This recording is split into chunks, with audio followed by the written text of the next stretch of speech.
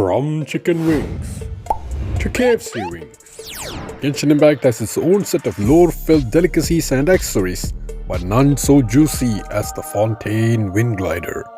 This lore bomb was so insane that it may have revealed the truth about the Primordial Sea and even the real identity of Childe's Whale. So without further ado, let us dig in.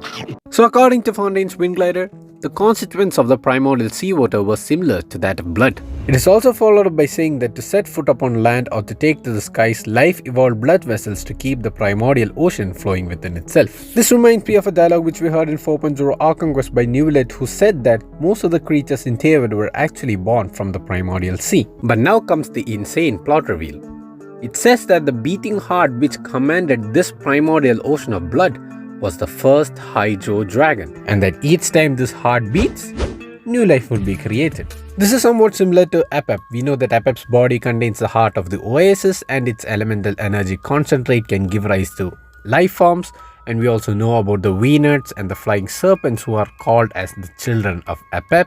So just like how Apep gave rise to life forms within the desert and Sumeru, the first Hydro Dragon Sovereign of Water gave rise to life forms within the water, and quite possibly in Fontaine and whole of Teavad. But then the first heart got removed, quite possibly referring to the fact that the Dragon Sovereign of Water who joined the other sovereigns in the fight against the Primordial One after their defeat slowly withered away. So then the Primordial Sea was now without a heart, so an envoy of Celestia came down to the ocean and created another heart. And this particular heart was Egeria before she became the Hydro Archon. Now it is said that this particular envoy of Celestia is the Shade of Life who was tasked with creating Egeria and placing her as the heart of the Primordial Sea. From all of the above information, we now know the answers to a couple of questions.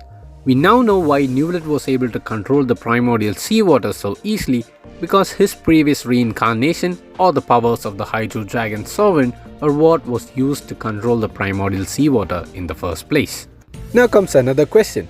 We know that the first heart of the primordial sea was replaced by Egeria, the second heart of the primordial sea.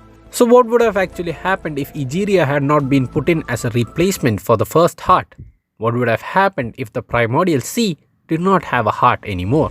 Normally in a human body, if there is no heart to pump out the blood, you simply die. So could it be possible that without a heart, the primordial seawater also dies, or the life forms that were created by the primordial seawater ceases to exist?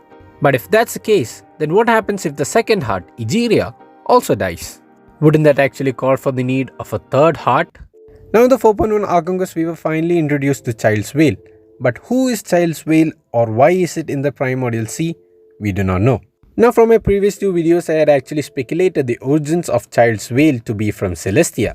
This was given by the fact that Childe's Whale is actually a narwhale and is also the embodiment of Childe's constellation, the Monoceros Caeli. Now the term Monoceros means a one-horned creature or a unicorn, and Caeli means from the heavens. And since narwhales are also called as the unicorns of the sea or the ocean, Monoceros Caeli essentially means a narwhale from the heavens. So now if the Monoceros Caeli or Childe's Whale is indeed from Celestia, couldn't it have been possible that just like how the Shade of Life created Egeria to be the heart of the primordial sea, the Monoceros Caeli or Childe's Whale is also created by the Shade of Life to be the heart of the primordial sea after Egeria perished away? This could explain why the primordial seawater, despite having existed under Fontaine for so many years, suddenly increases in levels and breaks the sluice gate exactly after Childe's arrival. But what exactly does Childe have to do with Fontaine's prophecy? If you check out the description on Newlet's web and the Tomb of Eternal Flow, it says that if one day the Harbinger of Apocalypse indeed does arrive, the flood will wash away everything. I'm not actually sure if Harbinger was meant in a literal sense or a metaphorical sense, but it does seem to match the current state of events. That is, after the Harbinger of Apocalypse, which is Childe, arrived in Fontaine, the flood which will wash everything indeed start bursting forth or indeed start coming out. Now from the Fontaine Gliders description, we also know that this particular Fontaine in prophecy is actually due to a particular sin that was committed by Egeria, the former Hydro Archon. So if Childe's Whale is indeed from Celestia, like I said, couldn't it be possible that Childe's Whale is actually a form of divine punishment for Egeria's sins? And just like how the Celestial Nail wiped out entire civilizations like Salvit Dagner in Dragonspine, this Celestial Whale could wipe out the entire civilization, that is Fontaine. Even if the possibility that this theory is going to be proved wrong is very high, I just thought that it was interesting and I wanted to share it with you guys. So I hope you guys enjoyed this video, and I hope you like and subscribe, and I will see you in the next one. Bye bye.